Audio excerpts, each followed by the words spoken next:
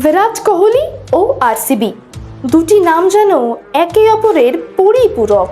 তবে জানেন কি, 2019-20 সালে নেতৃত্ব হারাতে বসেছিলেন কোহলি। সম্প্রতি এক সাক্ষাৎকারে বিস্ফোরক তথ্য ফাঁস করেছেন তার প্রাক্তন সতীর্থ মাইন আলী। তিনি জানান, সেই সময় পার্থিব প্যাটেল ছিলেন অধিনায়কত্বের দৌড়ে এগিয়ে। দলের অন্দরে এ নিয়ে জোর আলোচনা চলছিল।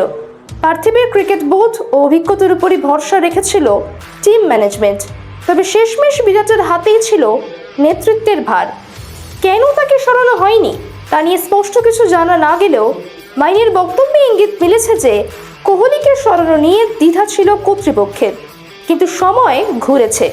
কোহলি আরসিবিকে ট্রফি এনে না দিলেও রজত পাতিদারের নেতৃত্বে 2025-এ প্রথমবার আইপিএল চ্যাম্পিয়ন হয় বেঙ্গালুরু।